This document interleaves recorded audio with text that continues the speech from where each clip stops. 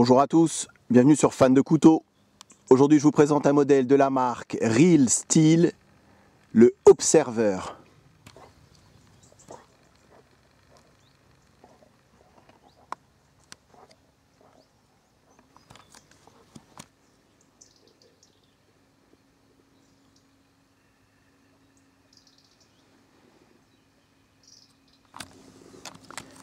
Avant de passer à quelques petits tests de coupe, je vais vous donner comme d'habitude ses caractéristiques. Donc si j'ai acheté ce couteau là, c'est que j'avais été vraiment agréablement surpris par la qualité de fabrication et les finitions qu'on pouvait retrouver sur les deux pliants Real Steel que j'avais essayé précédemment, le H5 et le H6. Et j'étais curieux de voir ce que ça pouvait donner sur cette petite lame fixe. Je trouvais le profil hyper intéressant et comme je l'ai déjà dit, pour moi c'est vraiment c'est la taille idéale pour aller se promener une journée en forêt. Pourquoi pas un peu plus également, on va voir ça ensuite tout à l'heure. Donc vous avez une longueur sur ce couteau de 21 cm. Vous avez une taille de lame de 9,1 cm. Et ce qui frappe quand on le reçoit, ce couteau là, c'est l'épaisseur générale. Vous avez une épaisseur de lame de 5 mm. Et autant sur certains couteaux, ça s'affine assez rapidement pour arriver à une pointe assez fragile.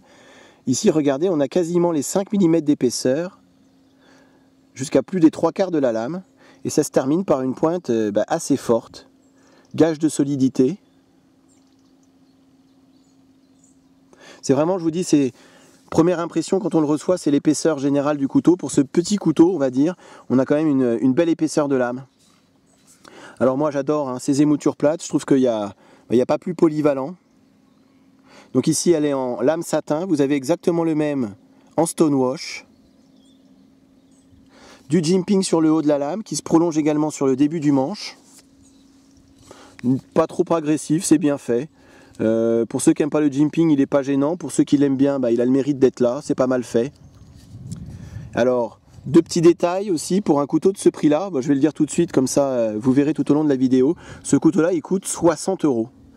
Oui, vous avez bien entendu, 60 €. Franchement, encore une fois, avec Real Steel, on en a vraiment pour son argent. Alors regardez-moi ces deux petits détails. Donc ici, cette petite encoche qui va être hyper pratique pour l'affûtage. On va vraiment pouvoir aller jusqu'ici pour affûter son couteau.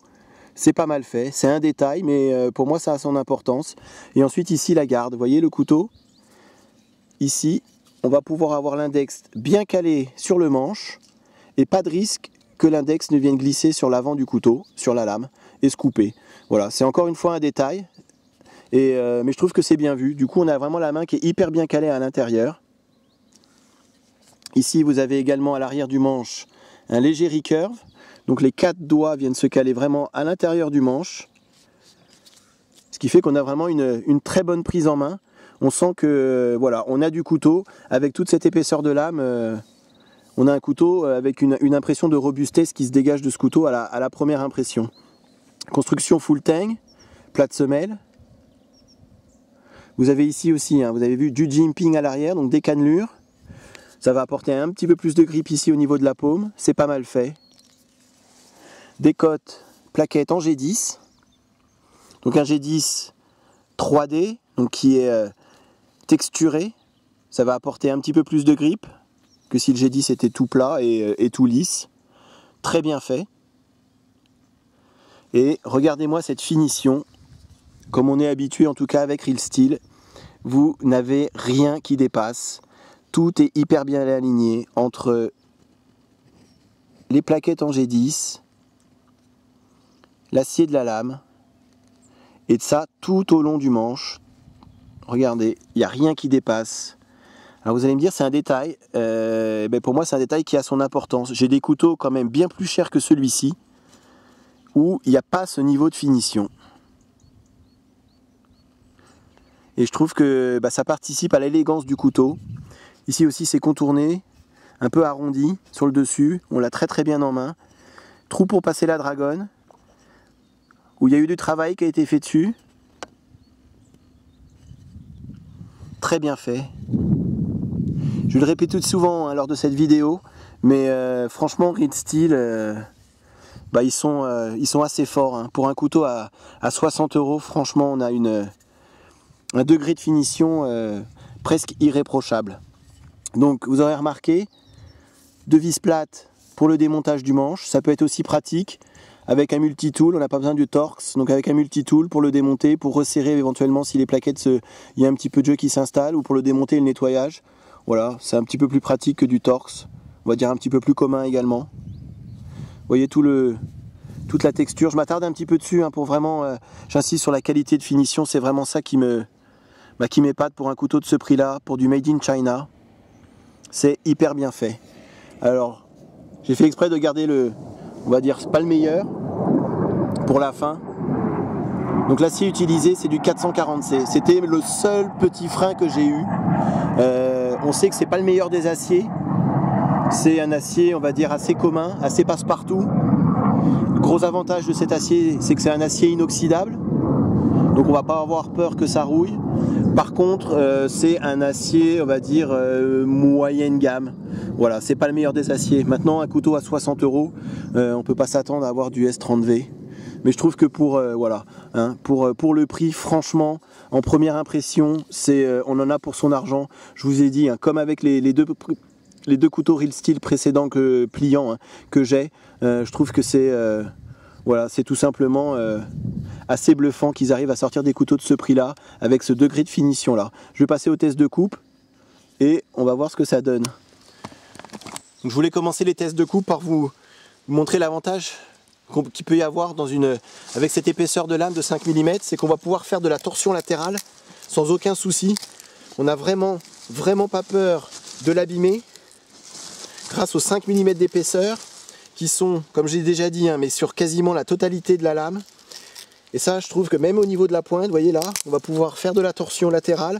On sait qu'en général, alors surtout les pliants, mais il y a aussi quelques lames fixes qui n'aiment pas forcément qu'on mette un petit peu trop de torsion latérale. Et là, du coup, on arrivera à faire levier sur la lame sans mais vraiment aucun problème, grâce à cette épaisseur.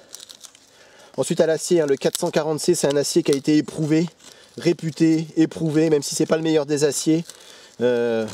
Aucun souci avec cet acier, vous voyez. Ça, c'est du bois quand même hyper sec. Mais justement, on va pouvoir vraiment rentrer dans le bois et à ce moment-là, exercer une torsion latérale. Pareil pour la pointe, on a une sacrée pointe, donc on va pas avoir peur de planter dans le bois et de tourner. Ça peut être aussi très utile lorsqu'on a besoin de faire un trou ou de passer à travers une petite branche pour y passer une paracorde, peu importe. Comme j'ai déjà dit, mais avec certains couteaux, j'hésiterais vraiment à faire ça. Avec celui-ci, pas du tout. Ça, c'est l'épaisseur de la lame.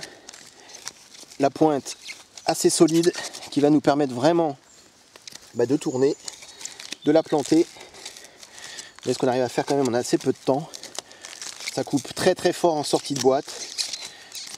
L'acier 440C, c'est un acier qui est assez facile à reprendre. Ça va peut-être pas aussi bien couper qu'un acier carbone, mais par contre, sans aucun problème. Là, j'essaye vraiment de vous montrer la solidité du couteau. C'est un petit couteau. Vous avez une lame qui fait 9 cm et qui va être quand même, vous voyez, assez polyvalent. Là, j'essaye, vous voyez ce qu'on fait. Voilà, on arrive à... Finalement, on pourrait presque passer à travers cette branche sans coupe à la volée, juste en creusant avec la pointe. Et j'ai quand même réussi à faire une belle petite encoche. Et tout ça grâce à la solidité de la pointe. Je continue un peu pour vraiment être complet dans la démo. Mais vous voyez, j'ai vraiment pas peur de travailler avec. Construction plate semelle également, gage de solidité. Voilà. Bon, je m'arrête parce qu'après ils vont croire qu'il y a des castors en plus des ragondins. Mais je vous montre le résultat. Ça bouge pas.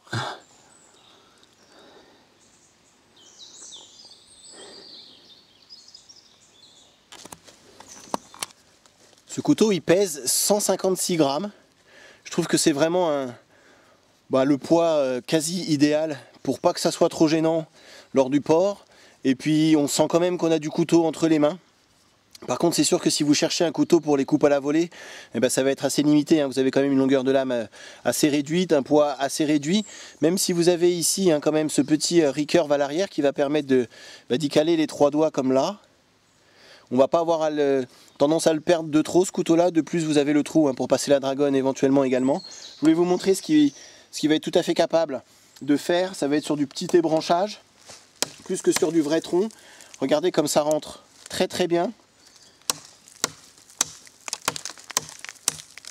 Alors on sent que c'est assez, voilà, c'est assez léger, hein. J'allais dire comme sur les couteaux Mora, c'est pas forcément des couteaux les plus adaptés pour ce qui est de la coupe à la volée. Par contre sur du petit ébranchage, vous voyez comme ça par exemple, ça va être tout à fait possible. Vous voyez en un coup, ça coupe quand même très très bien. Même là si c'est du bois un petit peu cassant, un petit peu mort, mais ça montre quand même hein, que ça arrive à passer à travers. Et après vous allez avoir sur de la plus grosse branche. On va y arriver, hein, sans problème.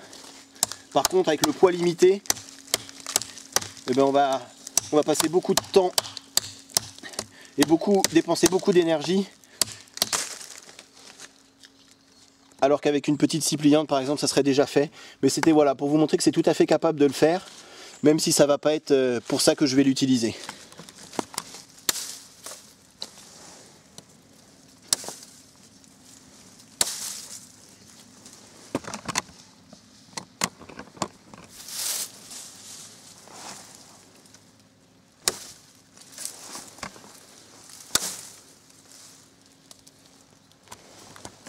Alors petit clin d'œil, hein, j'avais hésité à mettre les bottes et puis finalement je regrette pas du tout.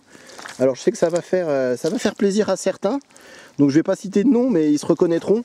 Effectivement il y a pas mal plu et je suis dans un coin pour la région assez marécageux. Je suis assez content d'avoir trouvé cet endroit, ça fait vraiment nature. Et comme vous voyez il n'y a vraiment pas grand monde. Alors on me demande souvent ouais mais tes couteaux, t'as pas le droit de les transporter. Alors on est tout à fait d'accord, après il faut choisir l'endroit où on va. Là je suis au bord d'un lac et ça fait peut-être 2h30 que je suis là. Et j'ai croisé strictement personne, à part 2 ragondins, 3-4 ragondins. Voilà, choisissez les endroits où vous allez. Là je fais de mal à personne, il y a beaucoup de bois mort, c'est pas mal pour les tests de couteaux. Et en plus ça fait promener le chien. Plutôt que de faire de la coupe à la volée avec ce couteau qui, je pense, ça n'a pas été étudié, il n'est pas étudié pour ça en tout cas. Mais grâce à cette épaisseur de lame, on va pouvoir taper dessus. Donc ça c'est un bout d'arbre, hein. On l'entend, il est mort. Mais on va pouvoir sans aucun problème taper dessus. Faire des encoches sans avoir peur d'abîmer le couteau. Même aller taper jusque sur la pointe, sans aucun problème. Vous voyez?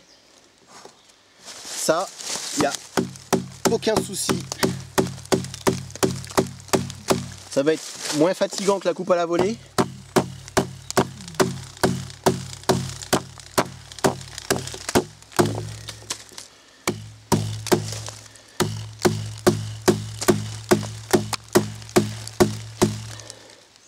Ça rentre fort, hein, sans aucun problème. Pouvoir faire un petit peu levier aussi sur la lame, comme j'ai déjà dit.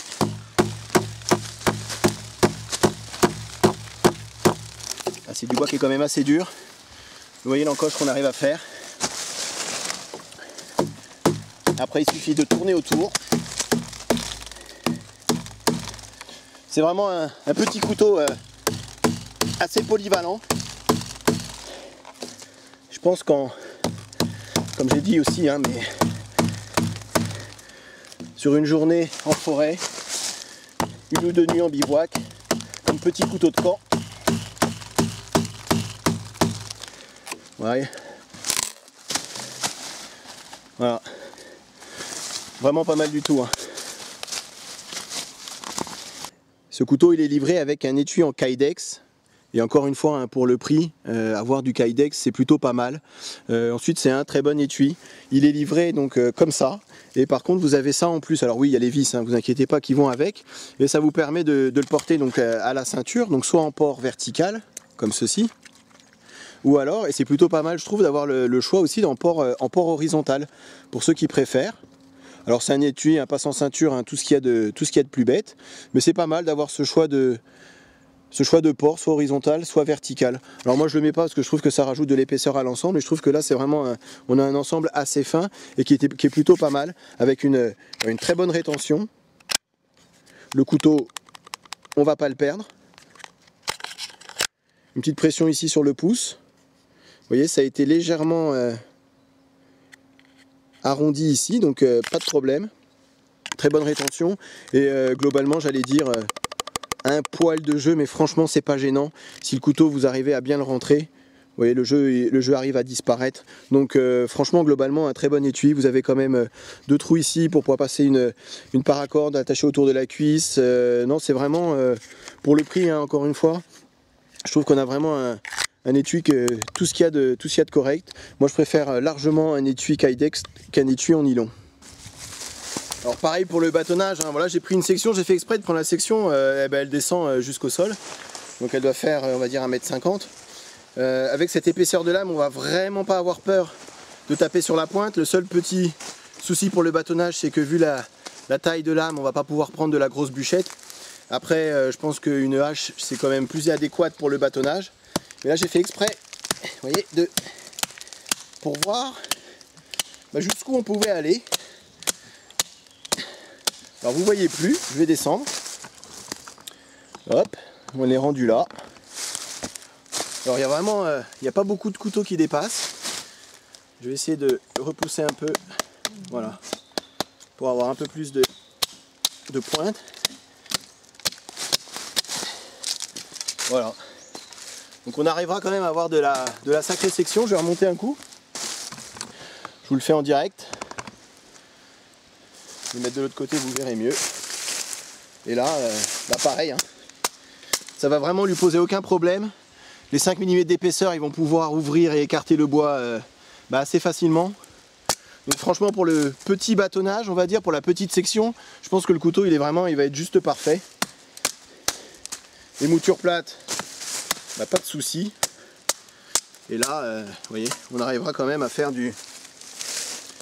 à quelque chose avec, après pour le feather stick.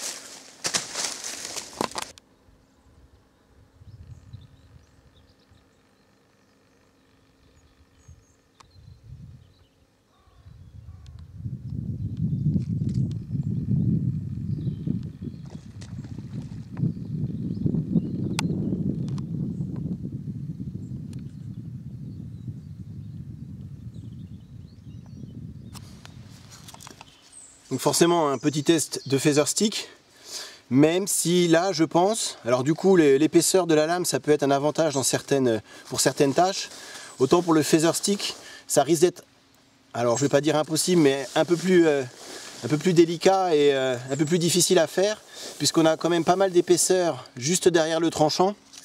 Alors je vais vous montrer ce que ça peut donner. On va y arriver, mais après c'est vrai qu'avec certains autres types d'émoutures, ça risque d'être peut-être un peu plus facile. Je dis pas que c'est impossible, mais on a quand même un tranchant où il y a pas mal de matière derrière. Ça participe à la solidité du tranchant. Maintenant, pour tout ce qui va être des petites taches comme ça, alors c'est possible, mais ça a une fâcheuse tendance à vouloir rentrer un peu plus dans le bois qu'on voudrait. Mais bon, si on devait faire du feather stick pour pouvoir s'allumer un feu, écoutez, ce petit couteau on serait tout à fait capable. Vous voyez comme ça coupe encore fort, hein. Après tout ce que je viens de lui faire subir, pas de problème. C'est assez facile, on l'a bien en main. Après on a une poignée qui est quand même qui est assez fine, hein. Elle n'est pas contournée ici, donc elle est assez plate, et ça peut s'avérer peut-être un petit peu fatigant sur du travail à la journée, parce qu'on a tendance à vouloir justement serrer le couteau assez fort dans la main pour pouvoir avoir un bon grip, alors qu'avec des poignées peut-être un petit peu plus larges, on exercera moins de force au niveau du poignet. C'est vraiment le seul reproche que je pourrais lui trouver, en tout cas à la poignée et aux manches, c'est qu'on a tendance, pour vraiment bien l'avoir en main, a tendance à serrer un petit peu au niveau du poignet, et ça peut s'avérer fatigant. Voilà, c'est ce que j'avais déjà remarqué avant. c'est le seul petit point, on va dire, d'ombre qu'on pourra trouver à ce couteau. Mais vous voyez, hein, on arrivera quand même à faire du petit travail de détail sans aucun problème. Mais comme je vous dis, hein, il est quand même cette sensation de robustesse. Voilà, il est plus adapté, on va dire, pour faire ce genre de travail. Voilà, rentrer dans le bois, vraiment exercer une pression sur la lame. On n'a pas peur de l'abîmer. Voilà, pour moi, c'est comme ça que je vais l'utiliser. Si je cherche vraiment un petit couteau, un couteau pour faire du featherstick, je prendrais plutôt une émouture scandinave. Vraiment des tâches typiques bushcraft. Avec celui-ci, ça va être, on va dire, un peu plus polyvalent. Il va être bon partout, sans être parfait nulle part. J'espère que j'ai été clair. Voilà, il peut tout faire. Après, il ne sera pas le meilleur dans certaines tâches, mais on arrivera franchement à se débrouiller. Et je trouve que niveau polyvalence, en tout cas, pour 60 €, vous avez un super petit couteau. Pour conclure, sur ce Real Steel Observer, alors là je suis désolé pour la luminosité, mais il s'est mis à pleuvoir et ma caméra elle n'est pas waterproof, donc je me suis mis à l'abri. Mais bon, vous aurez compris à travers la vidéo, même si je pense qu'il y a deux petites choses à savoir, enfin au moins une à savoir, c'est sur la poignée. On a une tendance, à cause de la finesse générale de la poignée, on a une tendance à serrer exagérément le poing, et du coup ça peut s'avérer un peu fatigant sur une journée de travail. Alors sur 1 heure ou 2, il n'y a aucun souci, mais c'est vrai que si on travaille toute la journée avec, on va peut-être ressentir un peu de fatigue au niveau du poignet. Et puis après l'acier, alors je sais que pour certains le 440C ça peut être un frein à l'achat, en tout cas pour moi ça l'a été, mais là du coup il va falloir me croire sur parole, mais vraiment hein, on a un tranchant qui est tout à fait correct. Je suis vraiment bluffé par le travail qui a été fait, donc c'est souvent et sûrement dû aussi au traitement thermique qui est apporté à ce 440C, et Real Steel là-dessus il a fait un super travail. Honnêtement ça coupe, alors pas comme au début de sortie, mais ça coupe encore, c'est vraiment, croyez-moi, un très correct. Voilà, donc ça c'est un couteau que je verrai vraiment sur une balade, une journée en balade, un couteau de camp, hein, en bivouac, préparation de nourriture, un peu de travail de détail, tailler un piquet de tente, enfin voilà, c'est vraiment, je trouve que c'est hyper pratique, assez léger finalement, et aussi pourquoi pas comme couteau de chasse. Je trouve qu'il a vraiment la forme en tout cas de certains couteaux de chasse que j'ai. Vous inquiétez pas, il y aura des vidéos dessus également. On peut vraiment le prendre comme ceci pour travailler sur la pointe, pour dépecer un animal, un lapin, un ragondin, même si je le ferai pas, je vous rassure. En tout cas, je trouve qu'on a une sacrée polyvalence sur ce petit couteau, capable de faire pas mal de choses, avec une sacrée impression en tout cas de robustesse et une finition franchement quasi irréprochable. Alors ce couteau-là, je l'ai acheté sur la coutellerie Tourangelle. Je tiens à préciser que ils me l'ont pas offert, hein. Je m'achète tous mes couteaux. Mais la coutellerie Tourangelle, d'après ce que je sais, c'est le distributeur exclusif de la marque Real Steel en France. Donc si vous cherchez du Real Steel, d'après ce que je sais et ce que j'ai vu, en tout cas, il faut aller, il n'y a que la coutellerie Tourangelle où vous arrivez à trouver du Real Steel, en tout cas pour le moment. Voilà, et 60 €, franchement, ça vaut largement le coup. Pour tous ceux qui ne connaîtraient pas Real Steel, à la fois dans les pliants et dans leur lame fixe, je trouve que ils font vraiment du super travail. Voilà, j'espère que la vidéo vous a été utile, que ça vous a plu, et à très bientôt sur ma chaîne. Salut!